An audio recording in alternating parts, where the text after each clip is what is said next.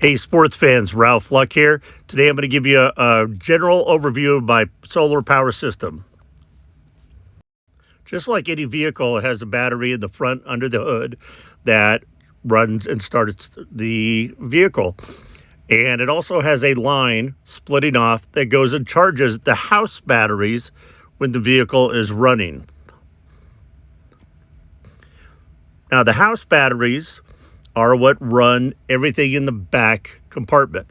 Up on the roof, you'll see I have 3 solar panels. One in the front's 100, the 2 in the back are 190 each. So I've got a total of 480 watts of power that I could bring in from the sun. In addition, I have a 70 watt panel that I could bring out and plug into the side to add in additional wattage. Under the step here, you're going to see the 2 house batteries. The house batteries are what run everything but the AC and the microwave inside the house. So the lights and the water pump, hot water heater, things like that. Not necessarily the hot water heater, because I'll take that back. That goes off of propane unless you're plugged into shore power, which is a whole nother story. So the solar panels charge these 2 batteries. Then I've got an inverter. That inverter is a 1,000 watt inverter, which means when I push the button here that I'll show you in a moment, this now allows me to plug in different apparatuses just like you would into your house at home to power, and then it's got 2 USB ports. So the solar panels are running the 2 batteries, and this is plugged into the 2 batteries. So when I push that button, I can now plug in all kinds of different computers and things directly to this.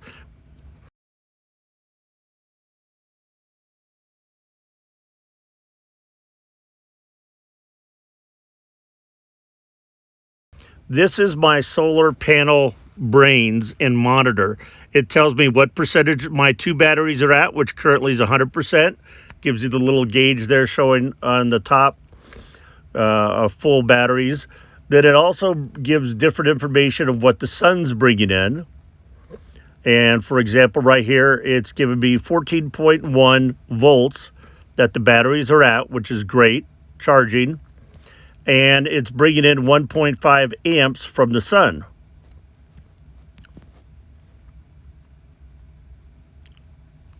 This is how you monitor that. 100% is what I look at. As we go through the evening and there's no more solar coming in, we go down to 60, 50, things like that. Here's the on-off switch for the 2 house batteries. So if you put it in storage, you want to flip this to the off unless you're getting solar power. Thank you, guys. So to summarize, you've got the 1 battery that starts the engine.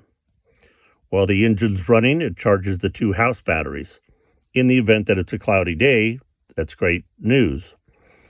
The 2 house batteries is what runs everything in the house. However, it will only run the 12-volt items.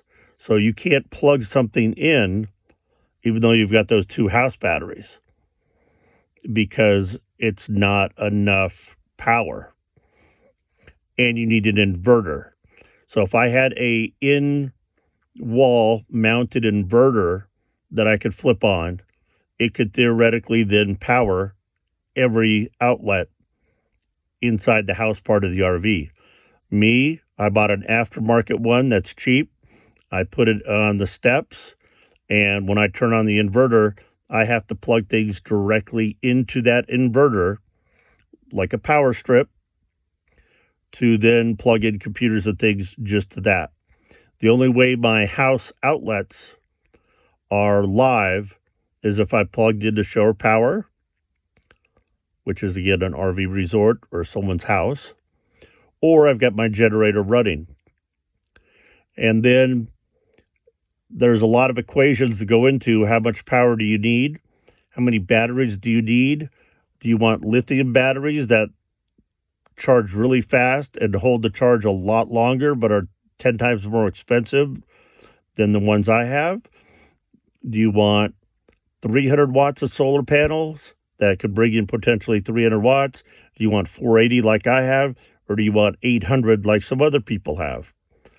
All different equations depending on your needs. Keep in mind that air conditioner and microwave are unique. Even with an inverter on, chances are you are not going to be able to run it unless you're like my buddy Rojo and his wife Lisa that have 6 batteries, I believe, and more solar or equal solar that I have. But it's all about their batteries. Their batteries can power that AC, and the solar pretty much keeps up with it so they can run the AC throughout the day.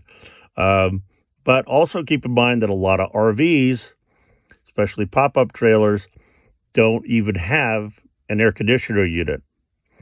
Microwave is another thing that not all like van lifers typically won't have a microwave and typically won't have an air conditioner. When you get into the RVs, fifth wheels, towed trailers, RVs like that, that's where you're going to have air conditioning and microwave. But again, it's all equations starting with what do you want to do with it? How much is that going to use in power and wattage, voltage, amperage? Whew, blows my mind. And then what can your batteries hold? And how many watts can you bring in from the sun to charge those batteries?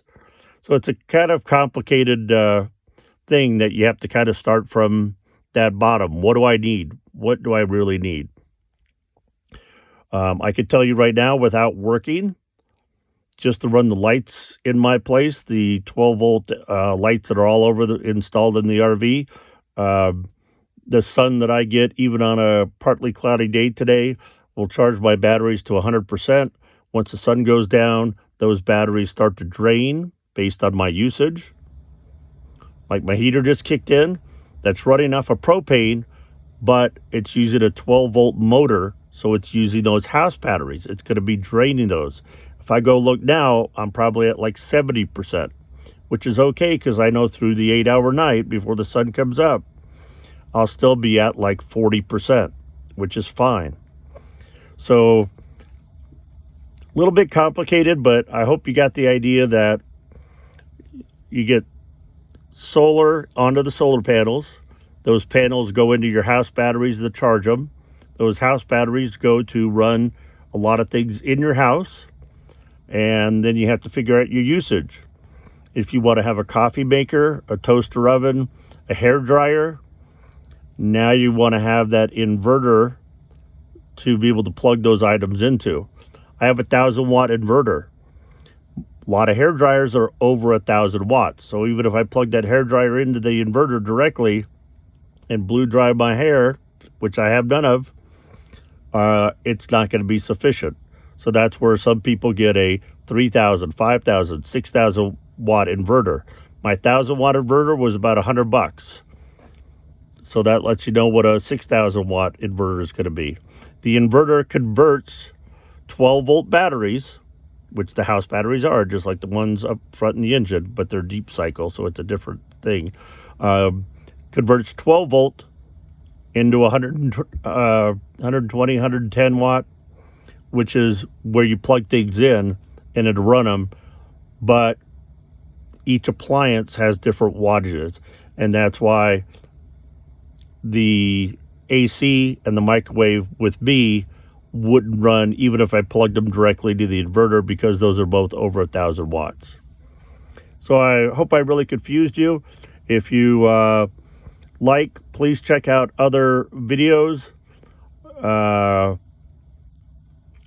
Cheap RV Living with Bob is a great resource. He's got a lot of videos on things like this, a lot of solar topics.